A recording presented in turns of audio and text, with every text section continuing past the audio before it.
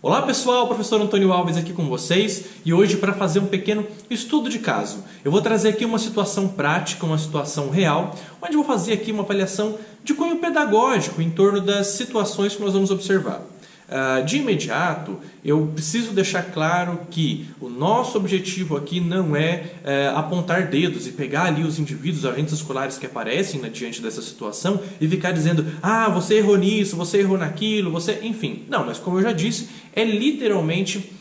o objetivo é literalmente fazer uma avaliação didática, pedagógica, estabelecendo ali alguns parâmetros, entendendo o que poderia ser feito, o que deveria ter sido feito, o que não poderia, ou seja, estabelecer limites e possibilidades diante das situações que nós vamos observar. E sempre, pessoal, sempre buscando se colocar no lugar do outro. Dentro da área da educação não há como a gente resistir e atuar sem sempre tentar se colocar no lugar do outro, tá ok? Então o objetivo realmente é esse, é o de fazer então essa avaliação pedagógica para que a gente possa refletir sobre erros cometidos, e erros todos nós cometemos, vamos continuar cometendo, mas é sempre importante refletir sobre ele acima de tudo, tá ok, pessoal? Eu vou mostrar para vocês então agora o vídeo, espero que vocês acompanhem, teçam aí alguns comentários também, que se posicionem, critiquem, que se coloquem no lugar da pessoa, o que você faria diante de situações como essa.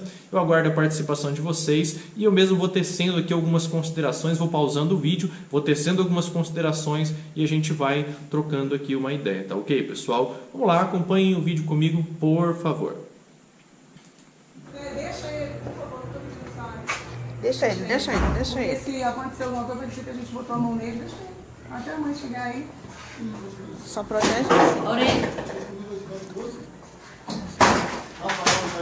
Dá licença. Segura a porta aí. Rafael, não tem previsto não? Mas não adianta, ver o quê? A gente não pode bater nele, a gente não pode segurar ele. A mãe também, a mãe não chegou ainda não. Deixa a mãe vir, mas ele tem que ver o que está fazendo. Oi, pessoal. Moreno, não segura. Não segura. Deixa ele quebrar que a mãe dele vai pagar por isso. Solta a cadeira.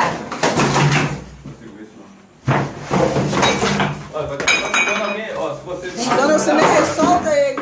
Solta. Pode soltar. Bom, vou pausar o vídeo, vou tecer aqui já algumas considerações. 3 pontos são importantes para a gente observar ali. Primeiro, eu posso filmar um aluno? E a resposta, sempre quando a gente fala de aspectos legais, sempre depende, né? Bom, primeiro, se a gente observar, muitas escolas privadas hoje utilizam, a maioria das que eu conheço pelo menos, elas utilizam o sistema de monitoramento, que tem um objetivo, um fim específico. Agora, antes de pensar se eu posso filmar ou divulgar a imagem de uma criança, tem que vir sempre a pergunta, eu tenho direito de imagem sobre ela? Isso é sempre muito relevante, na verdade é indispensável. Agora, o objetivo, por que eu estava filmando? Nesse caso, é evidente que a escola estava filmando para não sei, apresentar para a mãe, enfim, a questão é que essa imagem, esse vídeo foi veiculado aí em veículos da grande mídia, está no YouTube, eu peguei aqui do YouTube esse vídeo, e de uma maneira muito pejorativa, então isso tudo aqui foi divulgado de uma maneira muito errada, porque muitas vezes nós, professores, mesmo, a gente compartilha imagens de atividades, e eu acredito sim, por exemplo, que as escolas têm que ter rede social, têm que divulgar a imagem apresentando o seu trabalho. A ideia tem que ser compartilhar o seu trabalho com o grande público e mostrar, olha, aqui na minha escola eu faço isso, faço aquilo, faço tal coisa, aqui nós fazemos isso, tanto nas escolas públicas quanto privadas, mas essa é uma opinião particular, tá bem? Nesse sentido, realmente, houveria esse erro, a gente não poderia divulgar. Uma das falas da pessoa responsável, da coordenadora, eu imagino que seja ali coordenadora ou diretora, porque é ela que está, a pessoa que está filmando, porque ela que está direcionando, conseguem perceber que é ela que está dizendo, olha, não faz isso, faz aquilo, fecha a porta, Então, acredito que seja ela a pessoa responsável pelo espaço, ou uma das. E num determinado momento, ela diz assim, mas que adianta, a gente não pode bater nele, a gente não pode... Tal. E aí o que me vem na mente é, se a escola pudesse bater, resolveria essa situação, batendo nessa criança, impondo ali um medo, porque muitas vezes, a gente sabe disso, crianças com esse tipo de comportamento, muitas vezes já apanham muito em casa. Então será que nessa situação, se a escola tivesse o direito de bater na criança, resolveria? Estaria ok? Daria certo isso? Acredito que não. Um outro ponto, talvez um dos mais importantes, é que duas pessoas tentam conter a criança e ela diz, solta ele, não segura, né? E aí vem aquela questão, a escola, o educador, o professor pode segurar, pode conter um aluno, sim ou não, pessoal? Não vou responder isso agora, mas ao final do vídeo eu vou trazer aqui uma discussão. Mas fato é, vou trazer uma situação, vou trazer um embasamento legal em relação a isso, mas nesse momento sim, a criança deveria ter sido contida fisicamente, né? É indiscutível que isso deveria ter acontecido. Ah, professor, mas isso eu deixo marca, isso não sei o que lá, a família vai me processar. Vou falar um pouquinho mais sobre isso no vídeo. Se possível, posicione-se e comentem aqui para mim, por favor, tá ok? Sobre isso. Mas esses são os três aspectos. A questão do filmar, a questão da criança ser contida, isso devia ter sido feito naquele momento, e o fato da pessoa responsável ter cogitado a possibilidade de bater. Ah, se eu pudesse bater, talvez resolveria. Será que foi isso que ela quis dizer ali? É muito complicado a gente afirmar, mas é mais ou menos o que ela posiciona nesse determinado momento. Continuem acompanhando o vídeo aqui comigo, por favor. Com orientação educacional, com assistente social, com a polícia. O que a gente faz com uma criança dessa? Se você... Olha, tomba. Olha isso. Isso. Em nome de Jesus. Tomba. Isso, faz.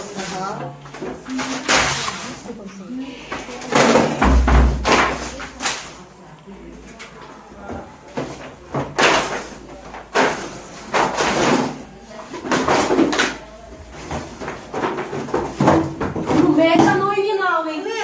Tô já avisando, hein? Fernanda, deixa aí. Eu tenho que aceitar o que esse menino. Vou parar aqui novamente, duas situações ali muito graves, né? Bom, primeiro o momento onde ele dá um empurrãozinho ali na estante, né? E a pessoa responsável diz, vai, tomba. Dá pra ver que ele dá um empurrãozinho e já vira pro outro lado. E a pessoa insiste, vai, tomba. Força a situação, né? Com esse tipo de comentário, com esse tipo de situação, eu tô alimentando o momento. Eu tô ali, como é que eu posso dizer... tornando aquele momento ainda mais propício para que aconteça algo pior. Estou estimulando a agressividade da criança. Era realmente um vídeo feito para... A situação foi feita para realmente instigar o menino, instigar o aluno a fazer algo pior para poder mostrar. Olha, tá vendo? Ele faz isso, né? O outro momento é onde aquela agente escolar vai... Olha, não mete a mão em mim não, né? Parece que ele joga a caixa e pelo jeito a caixa deve ter ido próximo à pessoa e a pessoa vai... né? Não mete a mão em mim não e chega, né? Nessa situação, gente, é muito grave porque eu estou falando de um adulto descendo ao nível de uma criança de 6, 7 anos de idade. E essa é uma das questões, duas questões provocantes ali. Nós adultos, a gente tem sangue na veia como todo mundo, né? Nós professores vamos errar, mas nós somos aqueles que menos têm o direito de errar. O erro ele tem que ser a exceção e não a regra no nosso trabalho. Mas nesse caso, primeiro, nunca leve o aluno ao limite. Como que aquela pessoa responsável está ali fazendo, vai, tomba, estou levando o aluno ao limite, estou provocando, estou instigando ele, né? E nunca vá para o mesmo nível do aluno. Se eu estou no mesmo nível de um aluno de 5, 6, 7, 17 anos, é evidente que vai haver conflito. Se eu estou no mesmo nível psicológico que ele, né? Eu preciso entender que uma criança precisa pedir uma ajuda. Eu sei que é muito mais fácil falar do que fazer, gente. Mas eu já vivenciei muitas situações como essa. Eu não estou aqui dizendo, eu faria melhor, não é isso. Estou dizendo que eu também já passei por situações piores do que essa, de agressão física inclusive. Por isso muito me dedico a essa temática. O meu primeiro livro ele fala sobre indisciplina, porque justamente eu sei que nessas situações esse tipo de situação é onde elas mais exigem de nós, né? É o tipo de situação que realmente coloca à prova ali a nossa capacidade como educadores. Não estou questionando dos demais, mas realmente ressaltando ali que houve ali algumas limitações. Então, mais uma vez, nunca leve o aluno ao limite e nunca vá para o mesmo nível do aluno. Isso é imprescindível, tá ok? Vamos finalizar aqui, acompanhe o vídeo, por favor. Chamar o bombeiro? Chama. Chama a polícia. Bombeiro é o quê? Senta aqui, o bombeiro, gente. Pelo amor de Deus. 193. Deixa eu ter. Ele não pode fazer nada. Recai sobre nós. Ô, Edson! Roberta, chama a polícia ali pra mim, por favor. Chama a polícia, chama o bombeiro, né? Enfim. Bom, finalizamos aqui o vídeo. Eu sei que não é um vídeo fácil, talvez você já tenha visto esse vídeo, foi muito divulgado. Mais uma vez, todo o meu respeito aos colegas profissionais, mas a gente tem que sim pensar sobre essas situações, sobre esses momentos. Nós temos ali uma série de adultos e uma criança que poderia ter sido facilmente contida. Aí eu retomo com vocês aquela questãozinha que eu fiz lá no início. O professor, o educador, a gente pode conter o aluno, segurar o aluno? Bom, pessoal, primeiro, sempre existem riscos. O pai pode me processar independente de qualquer coisa? Ele pode. Se você não está disposto a assumir todos os riscos da profissão docente, pessoal, repense a sua atuação, repense suas escolhas, porque pode ser que isso aconteça uma vez em toda a sua carreira. Pode ser que isso aconteça várias vezes. Eu trabalhei em instituições que isso acontecia toda semana. Eu tinha alunos que precisavam ser contidos toda semana, para não dizer todo dia, tá? Que provavelmente é o caso desse aluno, que a escola já estava cansada e queria filmar para mostrar, né? A gente tem que comparar sempre, poxa, o que aconteceu antes? É muito difícil julgar sem saber o que veio antes, e eu concordo plenamente com isso.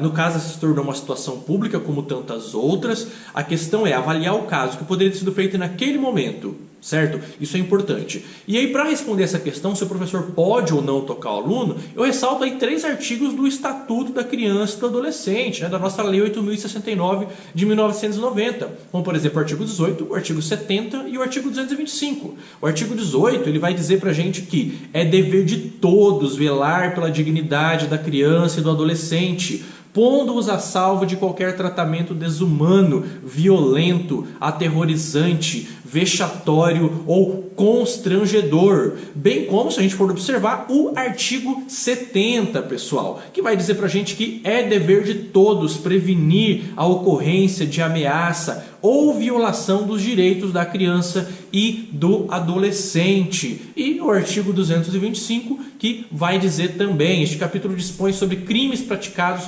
contra a criança e o adolescente, por ação, olhem lá pessoal, ou omissão, sem prejuízo disposto na legislação penal. E aí você vai dizer assim, mas eu jamais tocaria numa criança, eu não encosto, eu deixo mesmo acontecer, deixo o pau torar porque eu não vou encostar, porque o pai pode me processar, enfim, não toco na criança. Aí o que eu posso te dizer é isso, existem sim parâmetros legais que mais do que nos dão permissão, nos impõem a obrigação de agir numa situação como essa.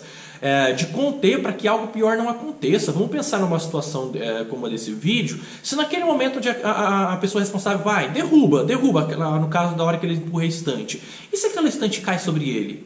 E se acontece algo pior, ele cai, bate a cabeça, cai sobre ele, tem um traumatismo craniano, e aí pessoal, o que acontece? Então, como está no artigo 225, tanto a ação incorreta como a omissão, ela nos gera aí uma série de problemas legais, tá certo? Mas eu deixo aqui a seguinte reflexão, eu já tratei disso em outros vídeos. Tem um vídeo aqui no canal que está escrito que é justamente sobre isso, um pouco mais curto, né? O professor pode tocar no aluno? Então, como eu coloquei aqui, não só pode, como deve. Mas eu fui lá, fiz, então toquei no aluno, contive, ficou uma marca, alguma coisa assim, o que eu faço? Bom, primeira coisa, pessoal, nós temos aí a ata. A ata é um documento extremamente importante, por isso a gente tem que estar sempre muito bem embasado no aspecto legal, no que se refere à nossa atuação de maneira geral, porque isso pode literalmente salvar a nossa carreira, bem como uma situação como essa pode acabar com a carreira dos profissionais envolvidos, tá bem? Então terminou uma intervenção, vamos preencher uma ata. O professor tal, tal e tal, a funcionária tal, tal e tal tiveram que conter o aluno X e o aluno Y, agindo na proteção da sua integridade física, bem como está presente nos artigos tais, tais e tais da lei tal, tal e tal. Assina ali 2, 3, 4 testemunhas, quanto mais testemunhas melhor, e isso é importante, nunca haja sozinho, né? De preferência sempre acompanhado por outras pessoas, por outros adultos, é importante. Mas nunca deixe de agir, porque como vocês observaram, a omissão também traz aí o ônus da culpa. Então a gente não pode omitir de maneira nenhuma. Mais uma vez, é extremamente importante se colocar no lugar do outro, né, do colega profissional que está ali. Eu respeito totalmente os colegas que ali estão. A gente não sabe, né, como essa escola já deve estar cansada. Muitas vezes já tentou conselho tutelar, já tentou a família que talvez não estivesse acompanhando. A gente sabe que muitas famílias nunca vão na escola. Já tentou toda a rede, já deve ter tentado toda a assistência e muitas vezes se vê sozinho. Eu sei como é estar ali com o professor e muitas vezes se vê sozinho diante das situações. Mas o que a gente não pode fazer é colocar a vida do aluno em risco, é colocar a condição, agravar ainda mais a condição talvez psicológica dele, né? Olhem como ficou a sala, pessoal. Olhem como ficou essa sala, né? É uma sala de aula que foi detonada ali por uma criança de 5, 6, 7 anos, envolta ali a uma série de adultos. Então isso realmente não podia ter acontecido. Mais uma vez, a gente tem que saber sempre o que aconteceu antes, né? Por que a escola estava desse jeito. De qualquer forma, é importante que a gente entenda. A gente não pode resolver. Eu vou ter que lidar e intervir nesse tipo de situação todos os dias. Eu escolhi fazer isso, não escolhi? Vai ter escolas que talvez, dependendo da localização, da condição dos indivíduos ali, talvez eu vou ter que lidar com isso todo dia, eu sei, já vivenciei isso na prática, né?